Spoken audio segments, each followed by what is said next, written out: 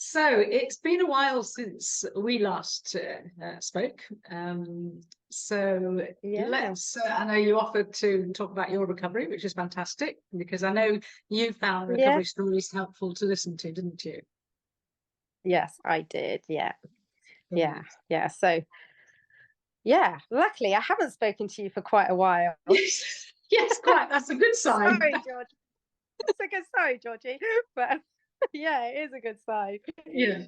So yeah, and I was just going to say, do you want to start from the beginning or even before the beginning as to, when you started to have problems, and also, maybe that was even earlier than you thought they had started? Yeah, I could do. I'll give you like a summary of what happened. So in hindsight, there was a lot happening before I felt like it all went wrong. But at the time, I didn't think like that.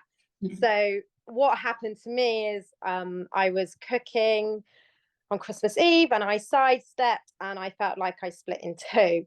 And literally from that point, I had pain all through my pelvis, sharp pain, achy pain. And it was horrible. I went into complete panic. I had before that two children, and they said that had symphysis pubic dysfunction, so perhaps there was a weakness there. So there was, I suppose, some vulnerability in that area already. But before that moment, I had a really stressful year. So I've got two young children. That's usually pretty stressful in itself. I think they were 4 and 2 at the time. And my dad had been ill with cancer, and then he died in the June. Yep.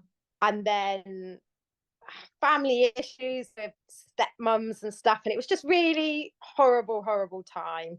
And I definitely didn't grieve properly. And and then I had this moment, and which I can just still remember vividly, when to me everything went wrong and everything changed. And and then I had 2 years of being prodded and poked, looking for a problem. Yeah.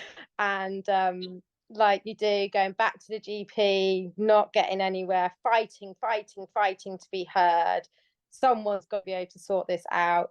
And yeah, I ended up, I was diagnosed with pubic symphysis dysfunction, vulva, I know how to say it, vulvodynia, hip impingement, all sorts. So I saw orthopedic surgeons, I saw psychologists, I saw physio specialists, pelvic physio people, and then I saw the people that I normally see, fortune on osteopaths, physios, acupuncturists, everything.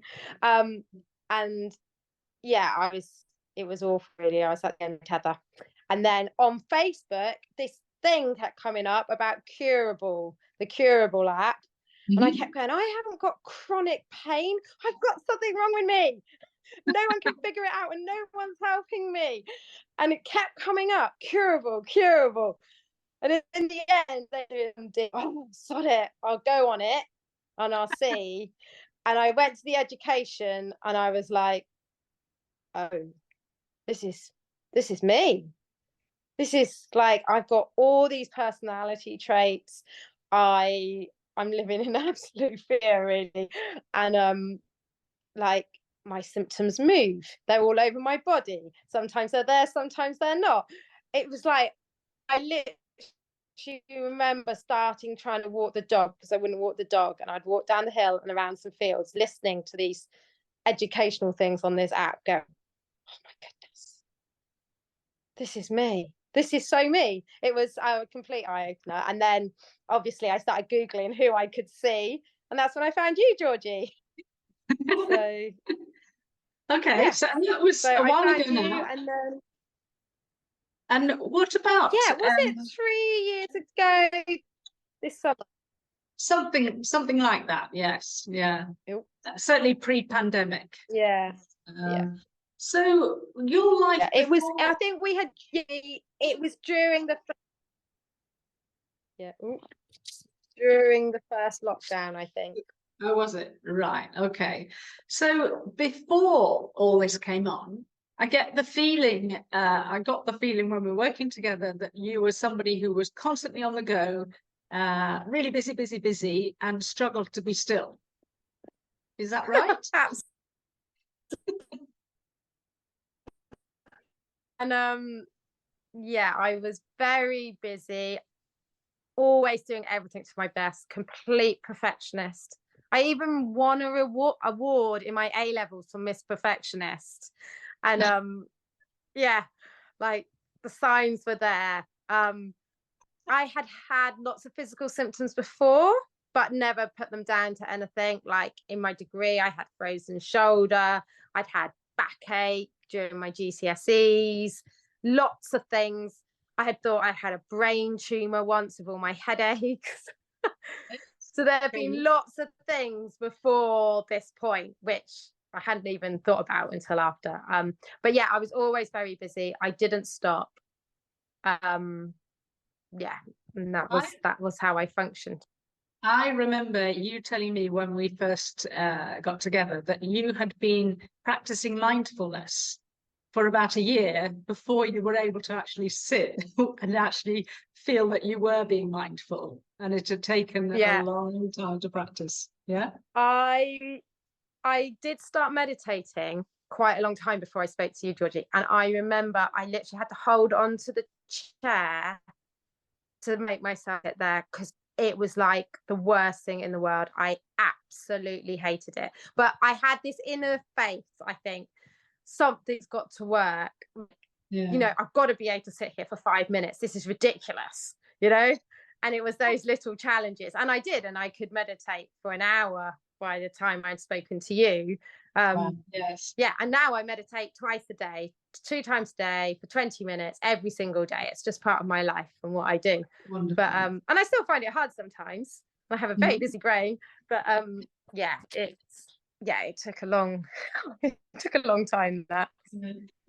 Yeah. So how did the pain impact your life? Because I think you were pretty active, weren't you? Yeah, so I've always been really active. I probably always identified myself as being super sporty. And then I couldn't do anything. I was so scared to do anything. Like I mean, I literally couldn't do anything. I was literally just managing to get my kids sorted, do stuff with my kids, you know, take them to parent toddler groups, things like that. But I did nothing else, nothing for myself. I wouldn't even think about going for a swim, a run, a cycle, anything like that. Wouldn't dream of doing it. No. So when you think back to, you know, we worked together for a few weeks. When you think back to that, how did you feel it went? You know, I mean, I don't remember it being a gradual progress. I think quite often it's about learning from the challenges. What are your memories of that time? Yeah. And what did you find helpful? So the biggest thing for me was getting back on a horse.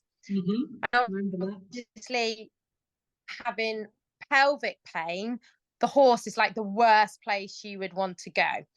So after I worked with you for a few weeks and you were like, you have to get on a horse, like you have to do it. That was a real milestone for me when I managed to sit on a horse and I did that. Yeah, like you have to do it. You have to do it. It's like you can't get to the end of the 12-week program and not sat on a horse. Yeah. So I think it was sort of a bit more careful that, because that basically was your dream, was to get on the horse. And yes, it was a 3-month program, and it was okay, let's get you on that horse to just sit there to help you work towards that, because that's what you so desperately wanted to do, rather than you have to get on that horse. Yeah. And I think that's all right, I've got to get on that horse. But I think for me that was a massive milestone. Yeah. Because I had done that.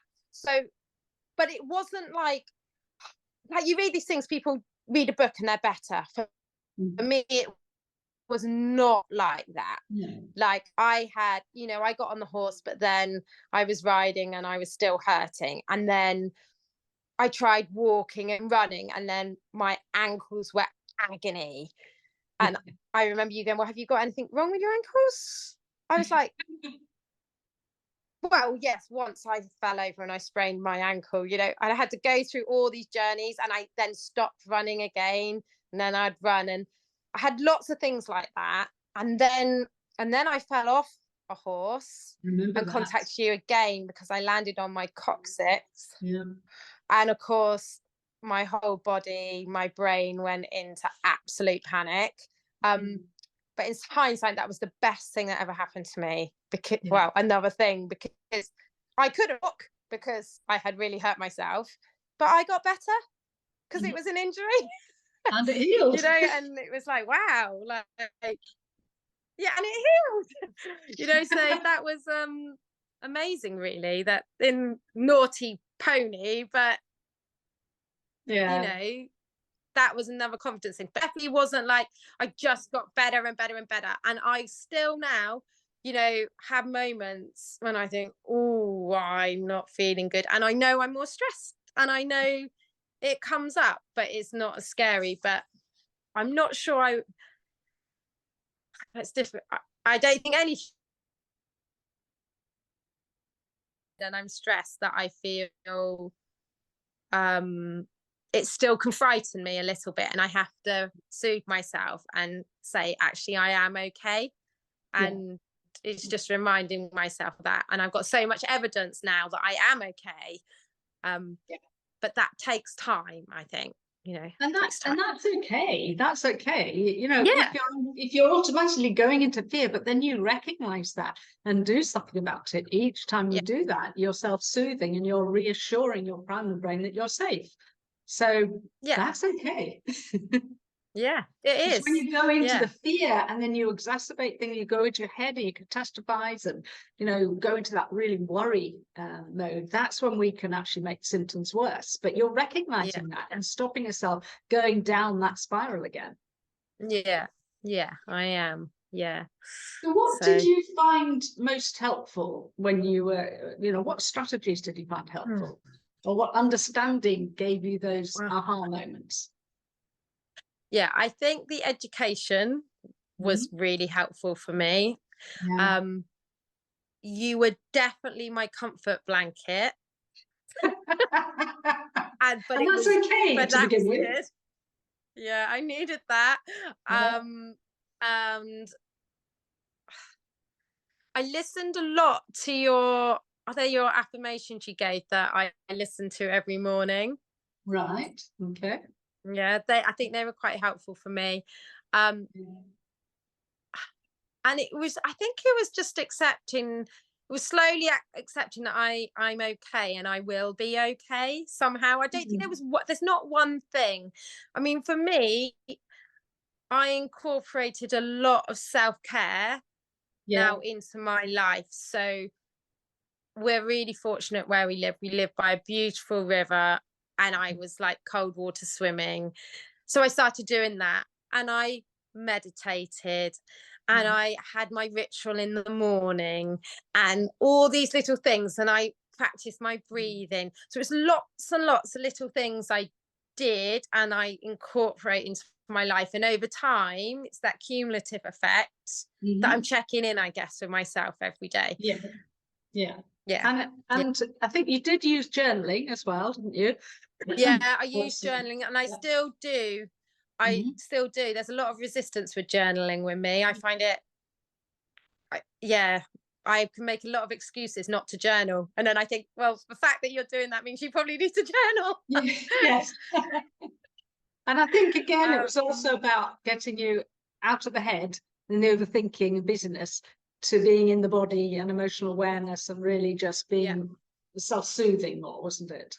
The calm breathing, awareness. Something that really helped me when I started moving more was Alan Gordon's podcast. Tell Me About Your Pain.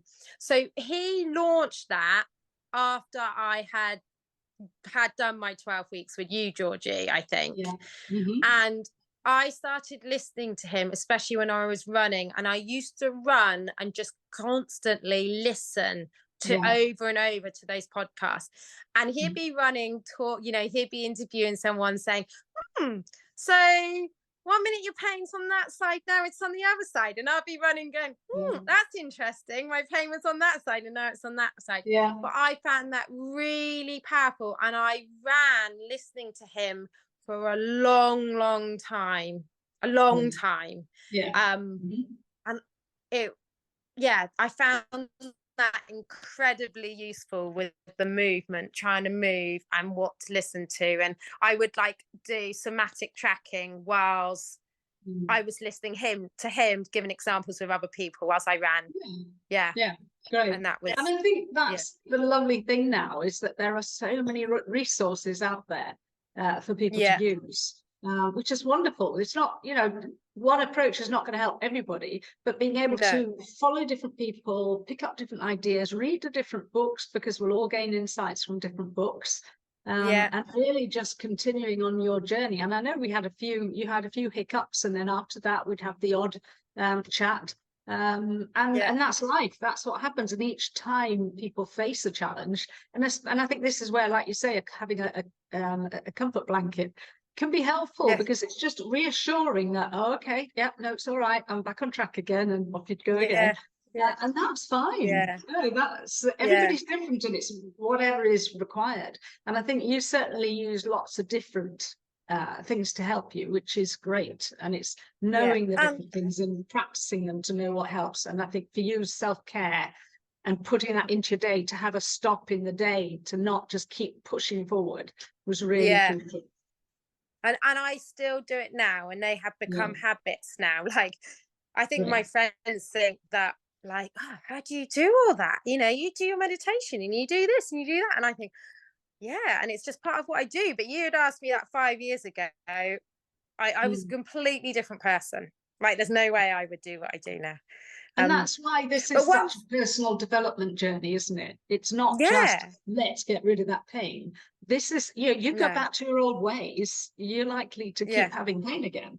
So this is so important, that this is about exploring who we are, how we process things, our personality, beliefs, behaviors, and working through those. It's funny, I used to listen to these things and read things, and people say, honestly, the best thing that ever happened to me was my pain.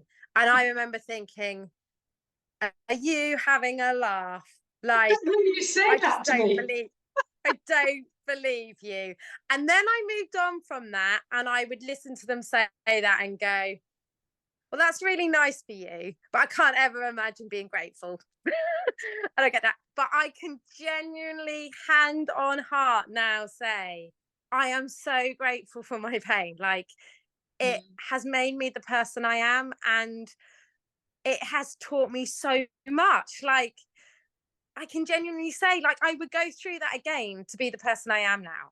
But but it's so powerful.